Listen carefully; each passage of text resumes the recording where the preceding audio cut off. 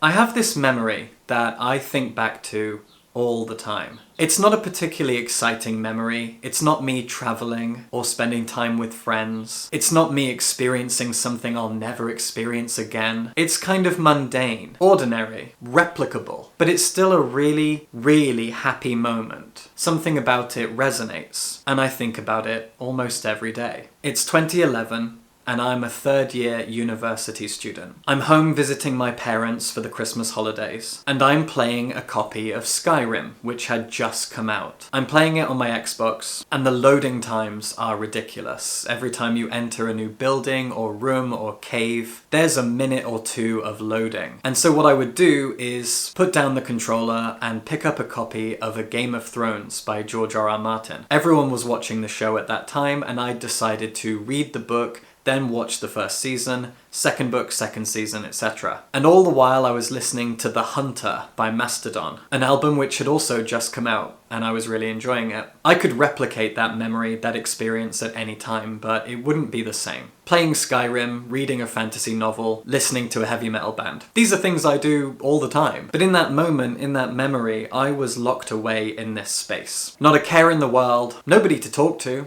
nothing to think about, except the game, the book, and the music. I was surrounded by entertainment on all sides. And that is one of the happiest reading experiences of my life. I spend my time reading now more than I spend it doing anything else. And yet I think back to that moment, when reading felt different. And for a while now, I've been trying to think about why. How I used to enjoy reading more than I do. Don't get me wrong, I'm a book critic, this is my job, I love it, it is my dream job, I'm lucky to have it, and I couldn't ask for more, honestly. But lately there is something getting in the way, some feeling that I can't quite get over. And so I've been investigating my own habits, and while this is a video about me, I'm very sure that a lot of people watching will fully understand what I'm saying, will empathize, will have had similar experiences, similar stresses, grievances, frustrations, whatever. I used to enjoy reading more than I do now. And I don't think it's about getting older. I don't think it's about how much I've read. I don't think it's about burnout. I think it's about social media. And I think it's about community. But it's also about my relationship to reading and my own reading habits, something I think about constantly. For example, in my bedroom, I have a TBR. It's spread across 2 shelves, and I've gotten into a very arguably toxic habit of, rather than seeing the TBR as something that can decrease over time to create a sense of accomplishment, instead the TBR has to remain as it is. It has to remain a full, static thing that spreads evenly across 2 shelves. And when I remove a book from my TBR, I feel the need to replace it with something else in order to maintain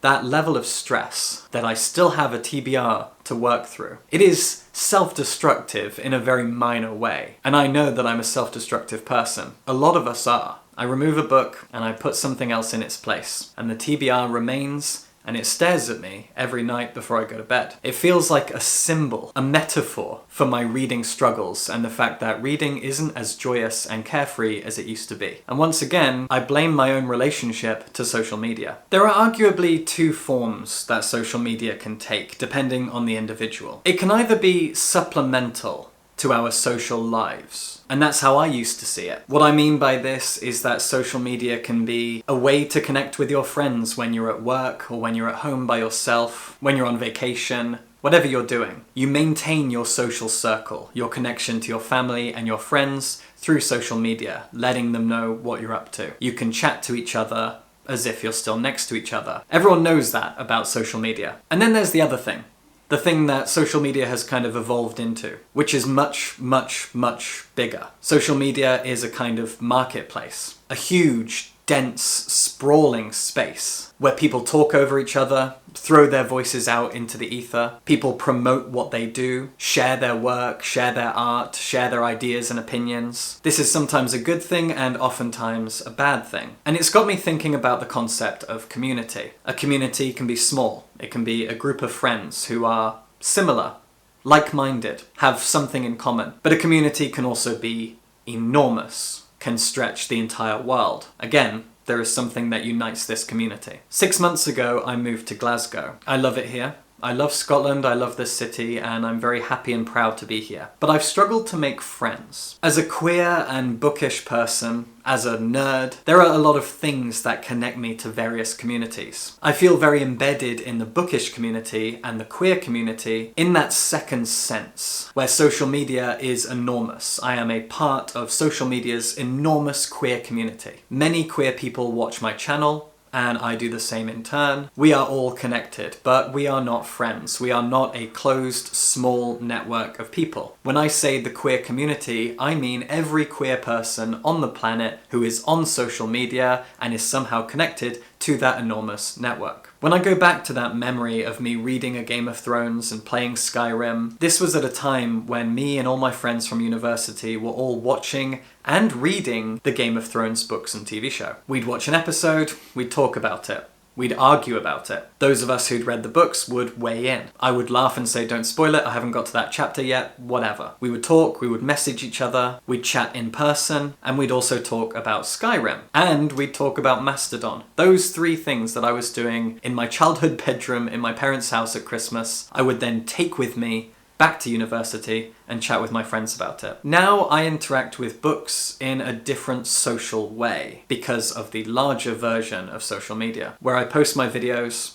and I'll spend hours in my comments section arguing with strangers. About 80-90% of my comments are positive things, and whatever's left are argumentative people who annoy me.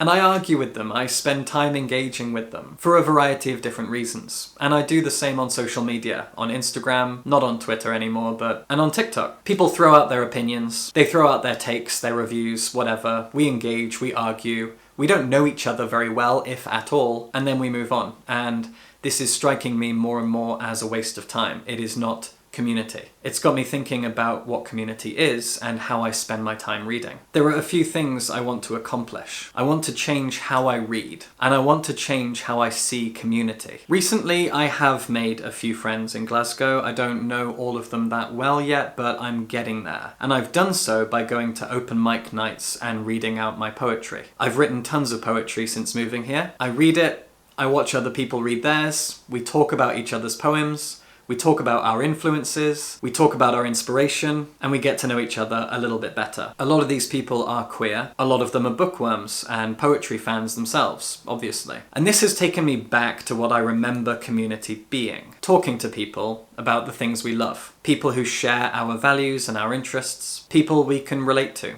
and get to know on a deep, meaningful level. And I want more of that. But circling right back around to books, my relationship to reading has changed over the last few months, even years, because of my relationship to community. I love the fact that every book I read turns into a video that I make for my channel, because it's a challenge. When I read a book, I have to think about what I'm going to say, what interesting words I will add to this online space, this massive community of bookworms. I have to have something valuable and worthwhile to say when I review a book, when I discuss a book. I want to add to the discussion. Because when we add to this discussion about a single book, the book grows larger. More people learn about it, more people go out and read it. I am an influencer in that sense, but I'm also adding to the cloud that surrounds the book. Take Stephen King's Pet Sematary, a book that I just started reading. This is a big book culturally. Millions of people have read it, millions more have seen the original film and the remake, and a lot of people have talked about it. Go on social media and search for Pet Sematary. See what comes up. Go on Goodreads. See how many reviews are out there. Talk to your friends about it. Talk to your family about it. All of this is a big cloud surrounding this book. It is a cultural touchstone for conversation, for interpretation, for anger, for love, for fear, for so many different feelings, and it all centers around this thing. And when I make a YouTube video, I add a tiny little bit, just a drop, to that cloud. And I love doing that. I love having a voice, and I hope that it's meaningful. But once again, we're talking about this large community here. This huge community of bookworms, horror fans, Stephen King fans, whatever. But I miss the smaller version of that. I miss being a bookworm who sits alone, reads a book, thinks about it, talks about it to friends, and slowly digests it. What's interesting is I still do all of that, but that cloud that I just described also kind of hangs over me. I have so many other people's thoughts, feelings, interpretations, and most of these people are strangers. I recently read a book that has this one review on Goodreads that has thousands upon thousands of likes. This review is terrible. It's a 1-star review by someone who is very angry at the book. I read some of their review, not all of it because it had spoilers, and it stuck with me the whole time while I was reading the book. I finished the book and I kept thinking about this one review from this one stranger which I disagreed with. The review is bad and it's wrong in my opinion. It was kind of disappointing and I can't let it go. I cannot release from my mind this one bad review from a stranger that I don't know of a book that I enjoyed. What I'd like to have is a discussion with this person. I'd love to sit down and talk with her about the book, about her thoughts versus mine. I'd love to sit down and have a coffee with her. And I hope this doesn't come across as sinister. I see it as an opportunity to make a friend. We both read this one book and we disagreed. So let's sit down and hash it out. Let's talk about it. By knowing why she didn't like the book, I would get to know her better. The book would be a catalyst for our friendship. Now, I do not know this girl. I will never know her. I will never meet her, blah, blah, blah. But social media makes it so that we have to know so many people. I don't have an opportunity to have a real discussion with this one person about this one thing. And I really want to now. I genuinely want to sit with her and have a chat about this book, but I can't. I want the smaller community, but instead we have the larger one, full of strangers who throw their opinions out and move on. And if you look at the comments underneath that review on Goodreads, there are a lot of people shouting same in caps with lots of exclamation marks. This is useless. And you have lots of other people who disagree with her and who say horrible things to her. That's even more useless. And it's making me miss the smaller things, the smaller version of community. Reading was more fun before social media got really big. And this is part of the reason that I spend so much time engaging with the comments in all of my videos. It's because in my mind I think I'm building a small community of bookworms. It would be very hypocritical of me to put out a video and ignore everything everyone else has to say about that book, about me and my opinions. Because then I'm just adding to that big cloud and walking away. My voice feels suddenly useless. But if I connect with the people who make comments, we bond at least a little bit. But these people are still strangers and I'm still a stranger to them, and I'm trying to reconcile that. The best way that I've managed to reconcile it is through my Patreon. This isn't a plug, but I might as well plug it here. I have a Patreon, patreon.com/WillowTalksBooks. And every single one of my patrons gets access to a Discord server where we all talk about books and various other things. You can talk about your life, you can promote yourself and the work that you do. You can share photos of your pets. We can bond in a more useful community way. There are people in my Discord, people who've been patrons of mine for months, even years. I've gotten to know their opinions, their tastes, the genres they like, their favourite authors, and so I enjoy jumping into the Discord server to talk about specific books. Oh, I just read your favourite book, here's what I have to say, blah blah blah. You get how that works. And now I'm realising that maybe I just need more Discord in my life. Maybe that's all I need. It makes me think about Twitch. I've never actually sat down and watched a Twitch stream, it's not my thing, but I've seen clips on TikTok, on YouTube, and Twitch streamers always refer to their community that are watching at any given moment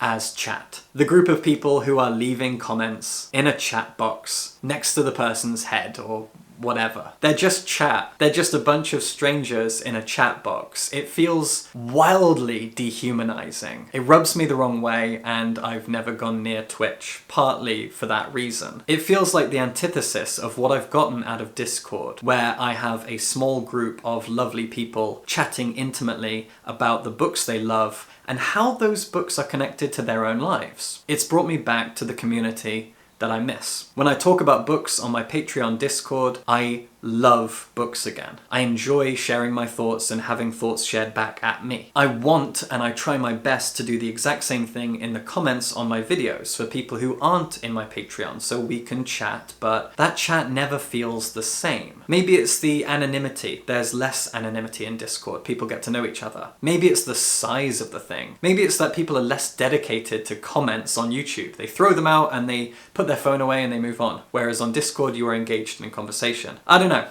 Psychology, blah, not sure. Recently I've made a concerted effort, even if maybe it's creepy of me to do so, to chat with people in bookshops. I went into a bookshop the other day and someone picked up a copy of In Ascension by Martin McInnes. I love that book so dearly, and so we started talking about it. I struck up this conversation. I said it's great, I talked about why. I mentioned that he's Scottish and we're in Scotland, so that's nice. I miss moments like that. I don't do it anymore, so I'm doing it again. At this point I feel like I'm rambling, but there's this cycle that I've gotten into where I sit on my sofa reading a book. I get distracted by social media because I have ADHD. I stare at my phone, I stare at my comments, I stare at my Instagram feed, I doom scroll through TikTok, I see BookTok and BookTube videos, I watch them, I disagree, I don't leave a comment, I have nothing interesting to say, I move on, and people do the same with me. And as a YouTuber, so much of what I say here is hypocritical because it sounds like I'm arguing against people watching my videos and commenting and interacting and blah blah blah, but I don't know. Hypocrisy is human nature, I guess. I want small communities. I want to join a book club. I want more time on Discord. I want more time in person talking with other bookworms about the books we love. I miss smaller communities, that's all I have to say. And I think that community has so much to answer for when it comes to our hobbies and interests and our passions. As social media has gotten larger, as my job has changed, as my role has changed, I've kind of lost the community aspect of reading, and thus reading feels less fun, and I'm annoyed at that. I read a book, I make a video, I write an article, I post it, people leave comments, the cycle continues. I want to go to a park and sit on a bench, read a book, forget that social media exists, listen to Mastodon, and then message my friends about the book I'm reading, if they've read it, if they'd like it, have a nice chat about it. I feel like I've lost that, and I'm really sad. I spend so much time in my comments section, policing it, making sure that none of the bigots stick around, that they are kicked out, making sure that it is a welcoming space for people to talk. But social media encourages arguments. People shout back, nothing is accomplished, and all the while I'm at a point in my life where I want to sit on a park bench and read a book, and then talk about that book with my friends. This video isn't about any grand change that I'm making. It isn't me saying I'm bored with my life or my work. As I said, this is my dream job. I just can't help looking at these two versions of social media and getting sad sometimes. Anyway, I'm gonna end the video now because my cat is going insane and trying to climb on the camera. Why don't you leave me some nice comments, and if you're able to, support me on Patreon, and then you get to be part of the Discord where we can talk about good books and be nice to each other. Subscribe for books.